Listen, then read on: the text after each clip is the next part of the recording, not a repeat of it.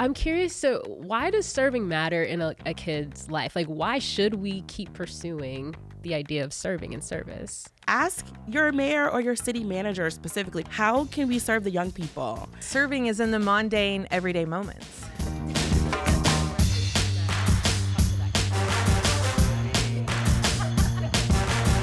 Hey everybody, welcome back to the Rethinking Youth Ministry podcast.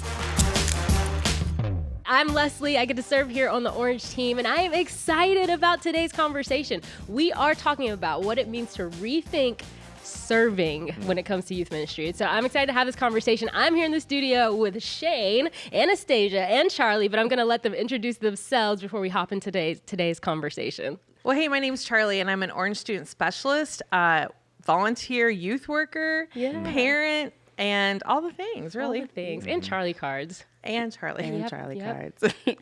Hey, I'm Anastasia. I'm the Director of Youth Development for the Boys and Girls Club National Headquarters.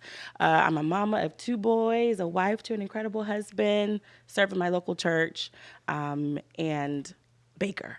Let's go. Ooh. Baker. Yes. Wait a minute. Wait, what's your specialty? cool. What's the... Okay, so my specialty is like a Louisiana pound cake. Yes, it'll get your whole life. Let's go. All right, so talk about that. We love it. We love That's it. Talk about awesome. that later. Shane, That's so what's good. up? Hey, I'm Shane. I'm the director of Orange Students Project Strategy here at Orange. Was a youth pastor for years. I've been in youth ministry for a little bit over 15 years now. Mm-hmm. And yeah, I'm a husband and a father of 4.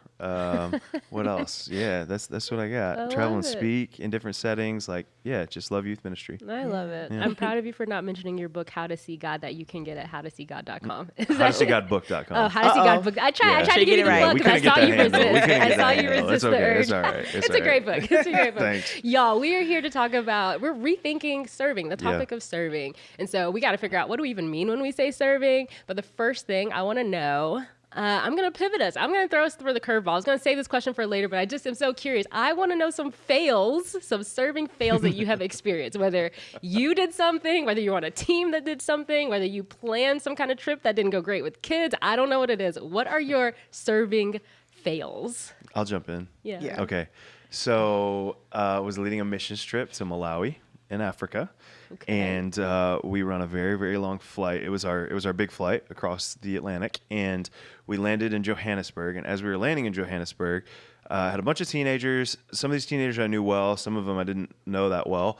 And there were some local teenagers, local to South Africa teenagers, sitting Yeah. behind us.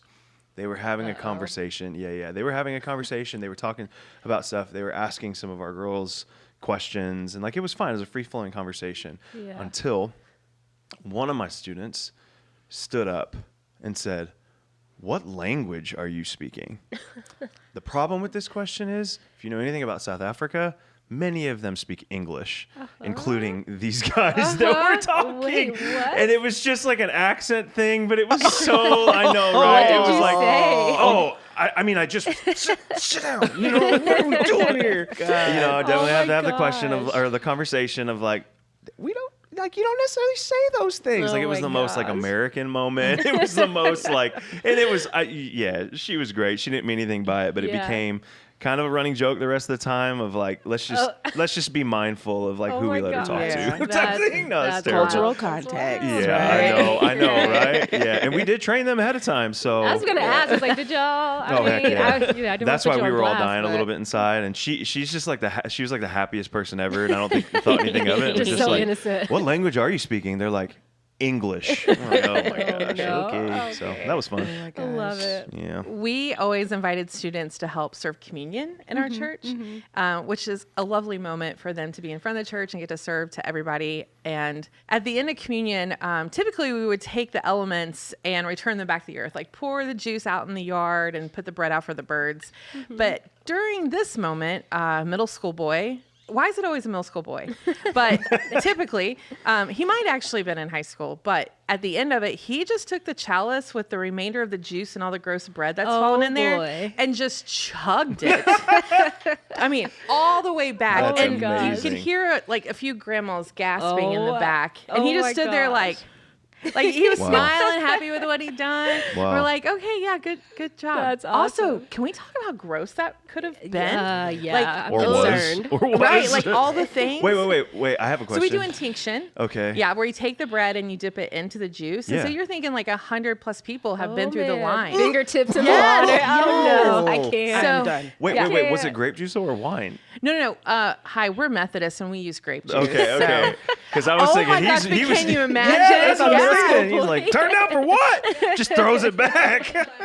Oh my gosh. And Oh it's supposed to be my this like God. super sacred moment, would Yes, you say? it is supposed to be sacred. can't. But a lack of probably training on my part, right? Oh, But that's you know, hilarious. That's amazing. What a Oh memory my for him. gosh. What about you, Anastasia? Any fails? So I full on lost a kid. Nah. Full on Wait. lost Yeah. a child. Wait, what? Yes. So wrapping up some like a ministry event and got a call. Sorry, y'all, asking me to send a kid like up to the front because their parent was there to pick them up. Small child, 5 years old. This is my first year. So I'm like, yeah, sure. This is at this point we've been together for a long time. I know that this child knows where to go, but I also know that they're a little precocious, a little mischievous, but I was just like in a hurry managing the rest of the kids. So I was like, okay, your mom is here. Go to the front. And about maybe 5 minutes later, I get a call and it's like, hey, have you sent this kid to the front? I'm like, yeah, I sent him like 5 minutes ago. He's not there yet? No, he's not there. And so panic ensues. I call somebody else, like, watch these kids. I have to find this other child. This child is not in the building at my all. gosh. But thanks be to God, I had taken him home before.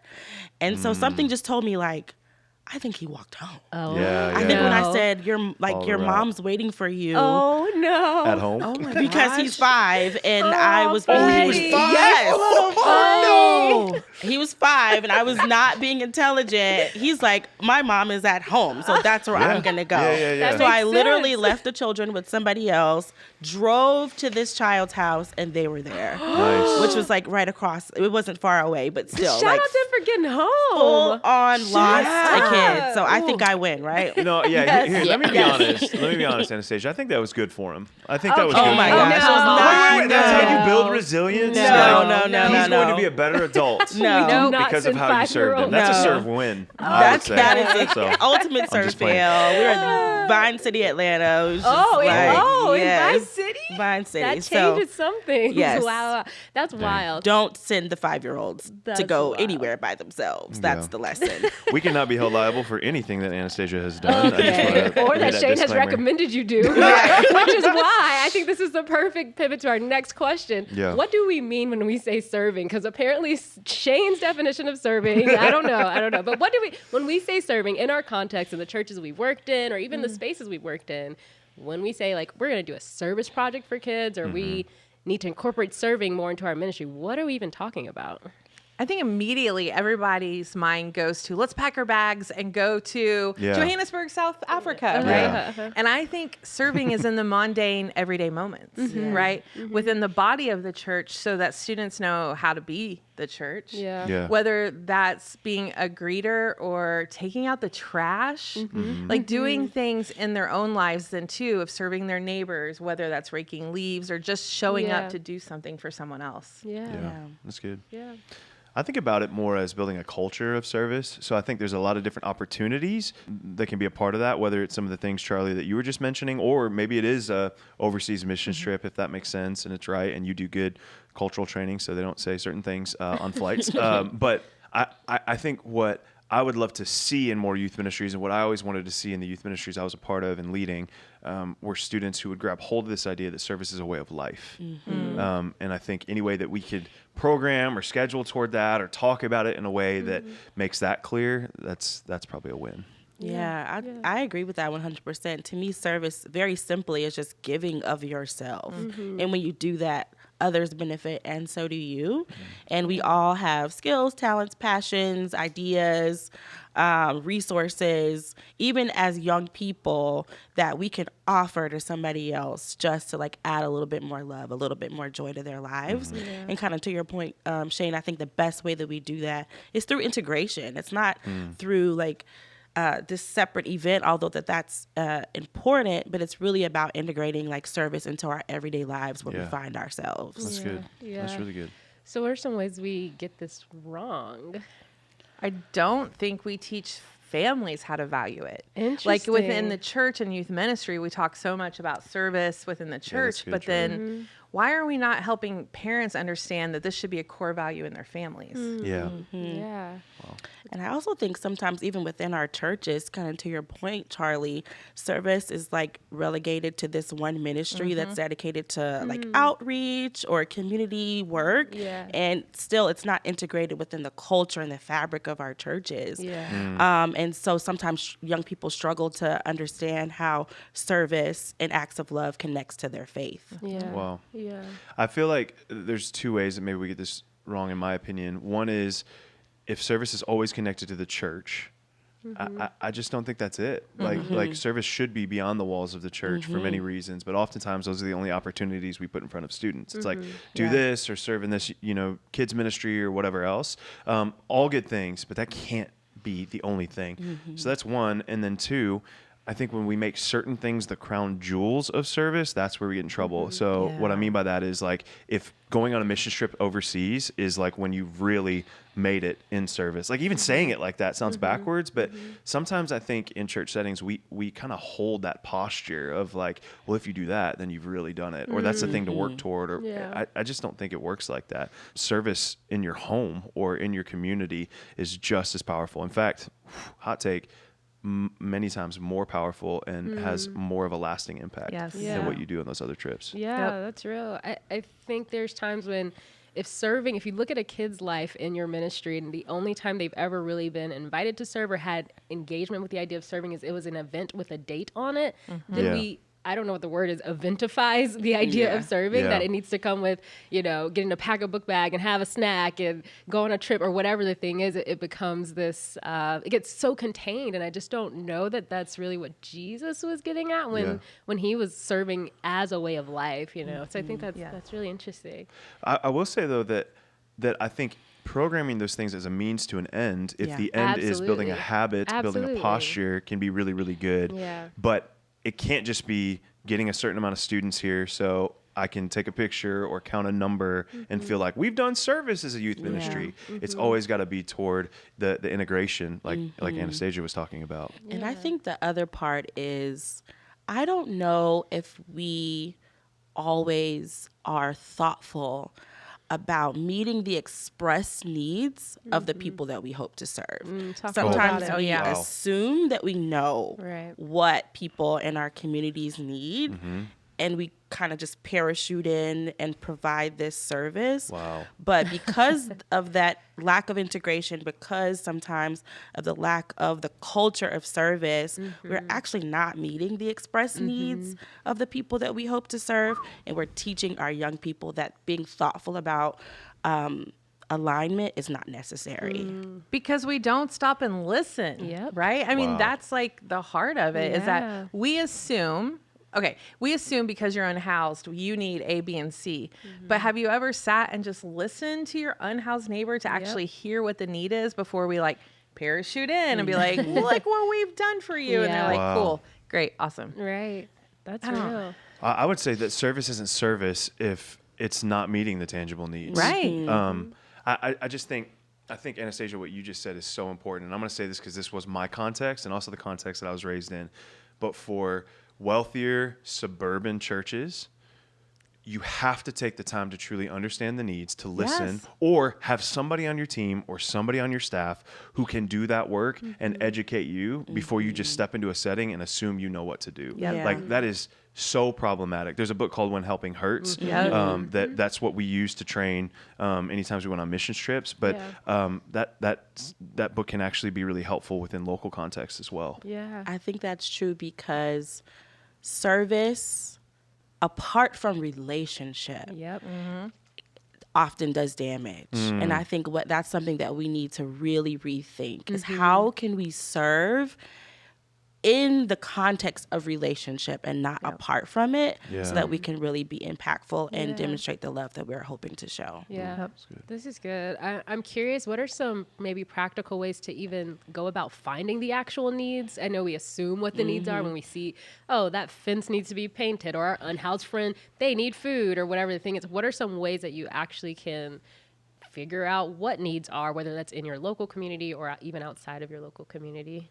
My mind goes to like, I wonder if it's beneficial to start where you are instead of looking down the road. And what I mean by that is like, as a youth pastor, even personally, my mind always defaulted to like, let's look at, I was in the Western United States for a while. So like, let's look to LA, or let's go to downtown Phoenix, or in this context, it's like, let's go to Atlanta, like into the city.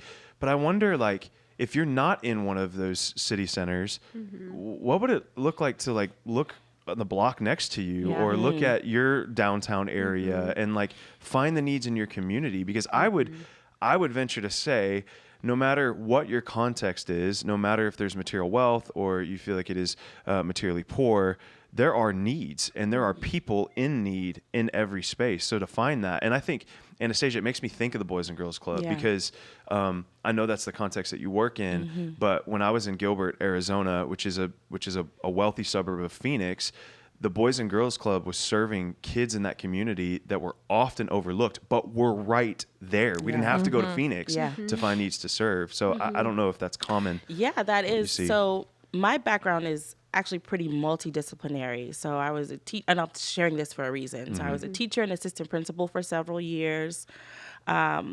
Served in local ministry forever, especially like youth and young adult ministry. I develop programs for the city of Fairburn where I live, and I also lead I'm on a leader of one of the largest like youth-facing nonprofits in the world. And in these different contexts, what I find is that all of these different institutions really care about young people, but they very rarely communicate with one another. Wow. And so I think to answer your question, one thing that we all can do is ask your local government. If you're a suburb, you don't like in the city of in larger cities, this may be more difficult, but especially if you're a suburb or if you're in a rural church, ask your mayor or your city manager specifically, probably your city manager is more accessible. That's good. How can we serve the young people? Ask a local youth-facing nonprofit organization like the Boys and Girls Club or the Salvation Army or the YMCA, like, what do y'all need? That's good. And they will have an answer for you. Ask a school, like, what do you need? And be open to serving, even if it doesn't mean you can't directly proselytize immediately. Still be willing to show up. And you would be surprised if we communicate and coordinate across sectors how impactful we can be in the lives of young people. Wow. I'm going to stay right there, and I'm probably going to put you on the spot because I didn't prepare you for this question. But I think you sit in a unique seat on all these different experiences. What are some things you wish the church would have done from the seats you were in, knowing that they either have resources or people or whatever that is? What are some of the ways church could have showed up better in those spaces? Okay, I'm going to try to make a long story really short. Okay, I'll give you an illustration. So like I said, I served as assistant principal in a school for 7 years. And I used to lead Saturday school, and I would see drums and stuff set up like on Saturdays. And one day, this pastor that I know walks in, and I'm like, what are you doing here? And he says, well, we hold services here.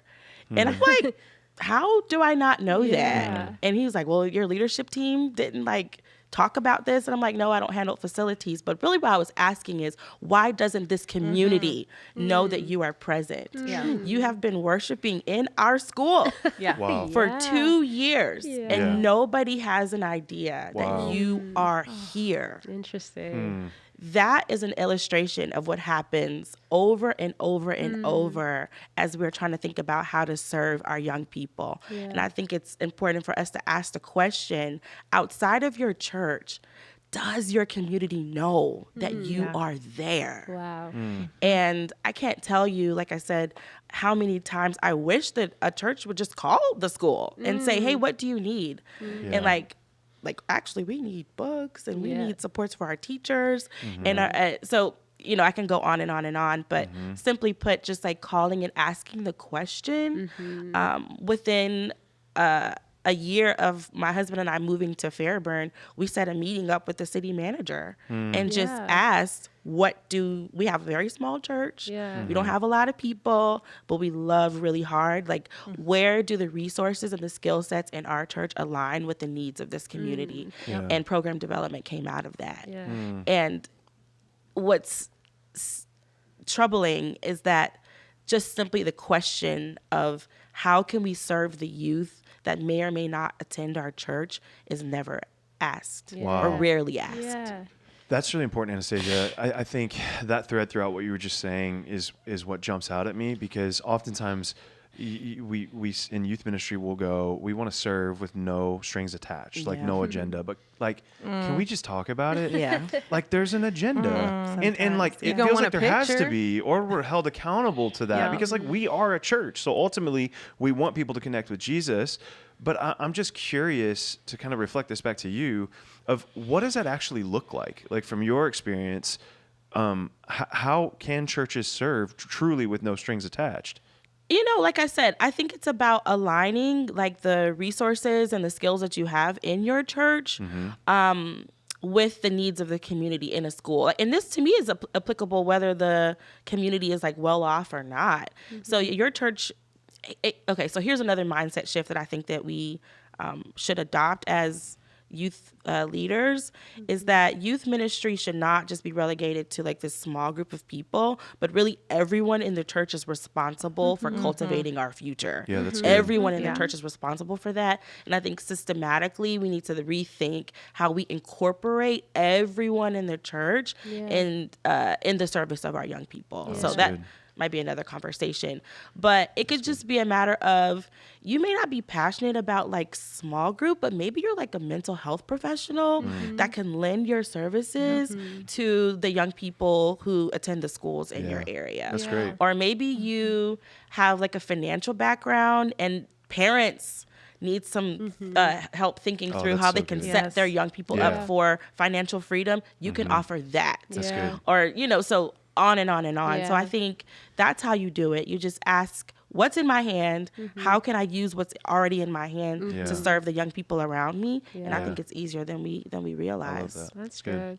I think another way on the no strings attached conversation, I think another way churches can show up with no strings attached is by showing up together with multiple churches. So it's not like I'm showing up the most at the school, so these kids should come to my youth ministry versus I'm showing up with 5 or 6 other leaders. They don't even know we go to different churches and we're just here to serve. I love that idea. It kind of buries, the idea that I'm just here for relationships, so they come to my church. Yes. I think that's super important. I do too. I'm curious, so why does serving matter in a kid's life? Like, why should we keep pursuing the idea of serving and service?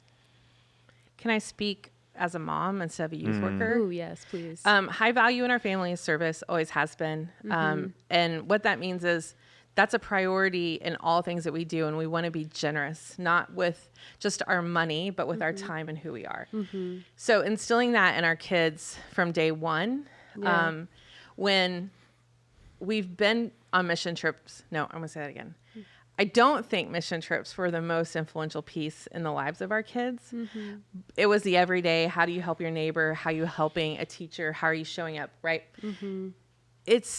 My daughters are 25 right now, and service is still a priority. And y'all, the world is expensive and they don't have extra, but they will always do something for someone else with whatever that they have, right? Whether they're marching at the state capitol, which that's service, right? That's part of their faith and social justice. Whether it's giving food to their neighbors, whether it's just helping their elderly neighbor take out the trash and then sitting and getting to know them. Right. And so as a parent, you're like, oh, so all those times that we've done and we did all these reps with them and all these different contexts, which we've served with them, we can see it now as a value in their own life, which is beautiful as a parent because you're like, oh my gosh, I finally did something right. Because you don't know if you really are. But so then what does that do impactful for the world then globally?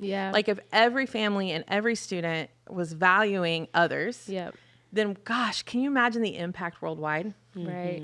And Charlie, like, you're the real deal. Like, we're friends outside of work, and I can like point to specific times. Like, if I just need to pop over to, like, if we're gonna hang out, part of that hanging out is like, let's go check on my neighbor. And it's like, I love this. And so I think there's this value of, even if service isn't your first wiring, like it's not a thing you naturally think of, when you get around people who are passionate about it in a real everyday way, it instantly makes you better and more aware. So I'm like, I have unhoused neighbors that I look for every time I drive down the street because Charlie introduced me to them, things like that. It's hard to be friends with Charlie because she'll make you and it's your the parents. I got best. Shane's dad to come Yeah, help me my build a dad. house. It's the best. Yeah, he Literally. loved it. It was Yeah, I'm amazing. telling I mean, you, it's hard to be friends with, but it's not hard to be friends with. not but, at all. It's Yeah, the yeah, yeah. best. But it's just part of my life. Yeah. Yes. That's it's good. real. My whole church, we loaded up on a bus and we went to the March on Poverty Yeah. in DC. That is The so entire church. And I'm talking like 86-year-old grandma down to the 3-year-old. Yeah. The justice's service. Yes. But do leaders think of that as Yeah. justice, as like working in Some do. social justice space as service? Yeah. I think that some do. The question is, are we building that in our young people? Like, are we showing that our young people that justice is service? And again, just like, if they have a passion for social justice, are we like helping to shape that and guide that in a way that they know that that's like meaningful service? Yeah. To kind of go back to your question, I think service is so important because it builds like empathy and compassion. And the way that our youth are interacting with each other sometimes, it's just so devoid of compassion and so devoid of empathy. And so when they're serving however they can, wherever they can, we're like building that capacity to love in them, that and the capacity to see themselves in their neighbor. And that's so important for how they're going to lead in the future, because scripture tells us that service is leadership. Yeah. And that's what we want, right? Yeah. We want to cultivate leaders Yeah. who are thinking about their neighbor and not thinking about just positioning their own selves for power. For sure. That's so good, Anastasia. I think that's a thread I want to follow, because your question, Leslie, of like, why does this matter in the lives of students? We want students to be more like Jesus, and Jesus modeled this. In fact, you talk about leadership, Anastasia, like James and John, the sons of Zebedee, come to Jesus and go, how do we get the top spots? Right. Like, how can we just be like ballers in the kingdom of God, essentially?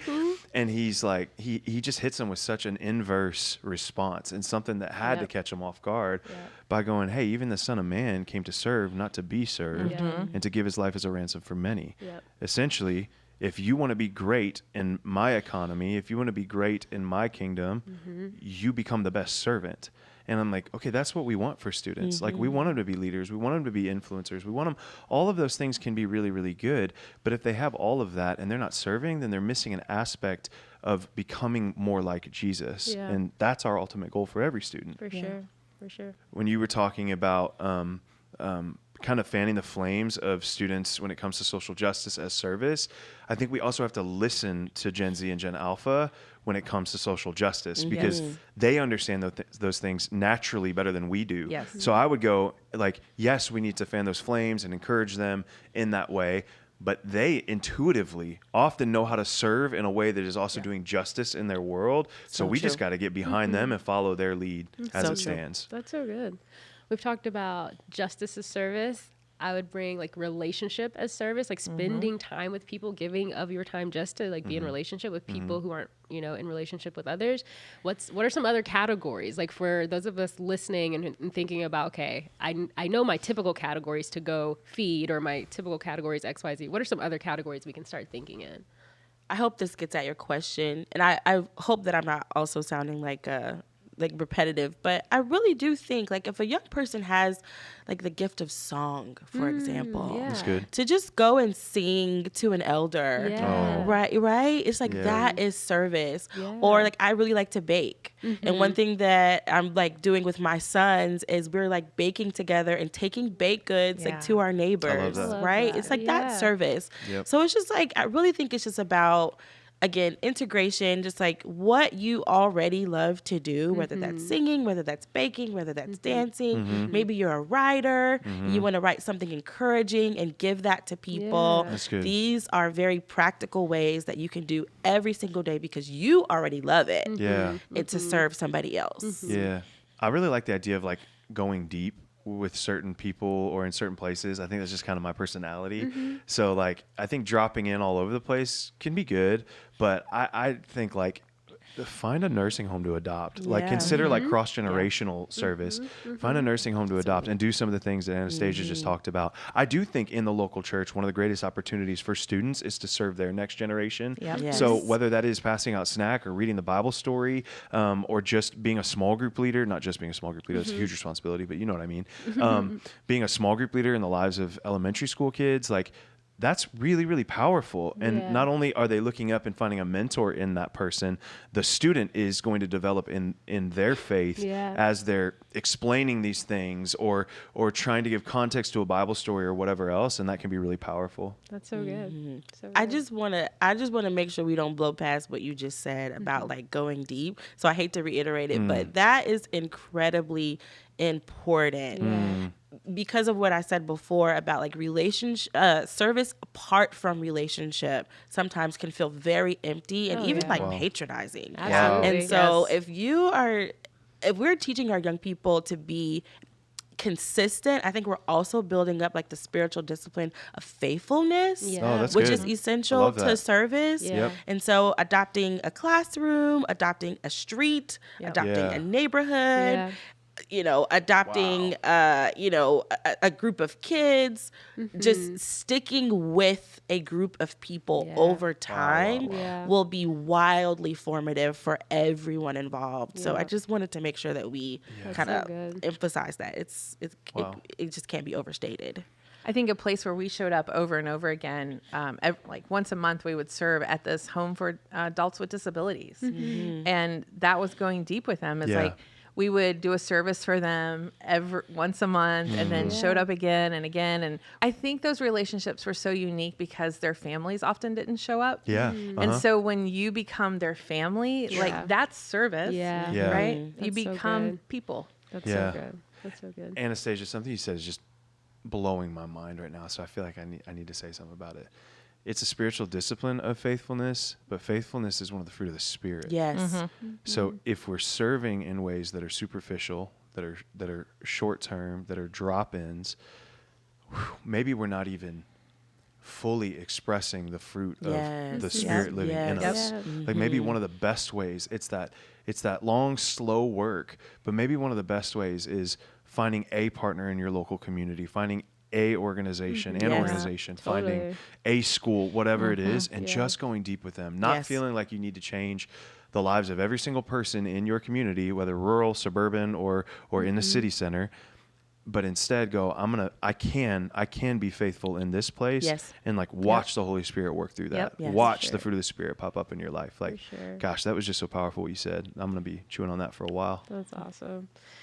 Yeah, so my church, currently we adopted the middle school in our community, and they also had a couple of people, it's kind of a smaller church. We have a couple of people on staff who work in justice, and so they offer legal counsel to some of our unhoused neighbors. So those are kind of the two things. Yeah. But I think about like, I love that our church does that. I have no idea how they got started with that. And so if I am listening and I'm trying to figure out what's my first step, what's like the very next thing I can do tomorrow, I'm curious what are kind of some of those ideas that we want to spitball as we kind of bring this in for a landing. I think it's setting up meetings and listening. I think the listening, being part of a listening group, whether it's just one individual from your church or a team, but listening to different people and places in your community. And then once you hear the need, and then ask how you can be a part of it. That's good. That's good. I agree 1000%. Again, just like kind of do an inventory of youth-facing organizations, like where you are. Again, whether it's schools, nonprofit organizations, other churches. I'm always going to be an advocate for government, local government, because local government has access to everything, and even some of the data that we need in order to make like informed decisions for how we show up. And specifically the city manager. That city manager is a great person to contact if you want to get an understanding of what's happening in your city with respect to youth or really anything else. So setting up those meetings, if you live where you worship, reach out to the HOA. See what the HOA knows about what's happening in your context. And if you don't live where you worship, then again, just reach out to like different community members and talk to the young people as well. Like, what are you seeing in your schools? Like, what do you need? And just see what comes up from those conversations and get a sense of where, again, the expressed need, not the assumed need, that's good. the expressed need of your community aligns with the skill sets in your church. That's so good. Yeah. I know you said one thing, but I'm a preacher, so this plane's going to take a little bit, okay, to land. I would say what gets scheduled often gets done. So as a leader, to put space in your schedule and on your calendar to think about this, but also to like schedule things. And I'm not just talking events. I know we've talked a lot about that, but like get something on there that provides space and time for students to serve. The other thing I think can be really effective is to actually set this as a metric for ministry success. So what I mean by that is, and I think small group leaders are a great avenue for this. Like in the context that I led, we actually held small group leaders accountable to the percentage of their small group that was serving. And then, of course, you got to provide the opportunity, like you help them win, but to go, hey, this is all of our responsibility. It's not just the ministry to plan a serve day, or it's not just the family. Like as a small group leader, you are discipling students and showing them how to serve. I think that there are different ways you can do that. I think maybe the ratio of or percentage of students from a small group serving changes as they get older because there's more access and autonomy and all of that. But I think that can just be a really great way to set the tone. And the one other thing that I'll add to that is I think I wish I would have been more thoughtful about serving, not just in the church, but outside the church as well. So if you set those metrics, it doesn't just look one way. Figure out how students can serve in multiple ways. So I think that's important as well. And then the last thing I'll say, I think youth pastors, we need to be really mindful of how we talk about the needs in our community.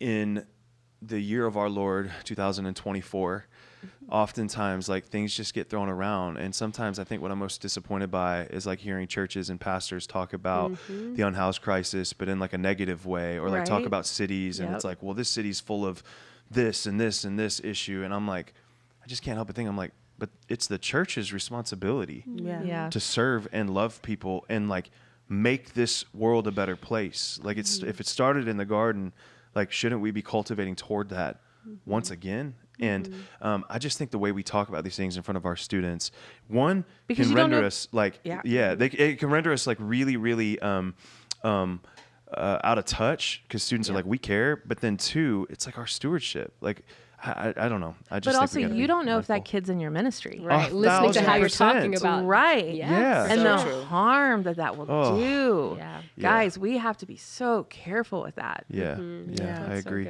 Kids are good at masking, period. Yeah. Right? And so some of these things that we've talked about, they may be benefiting from, but they don't need their friends to know that. They don't want their people to know that. Yeah. Yep. And so we just got to be so careful true. with our words. Yeah, that's good. Yeah. That is so good. The faith and the future of the next generation matter so much. That's why we have these conversations, and we are so grateful that you listen into these conversations. Listen, this is just one of many conversations we have about what we're rethinking. And so we want to know from you, one, what are you rethinking, maybe about serving or something else? But two, we also want to know, what are you doing in your local community to help serve? We want to hear from you. You can always reach us at Orange Students on Instagram, DM us. We'd love to hear from you. Have a fantastic week.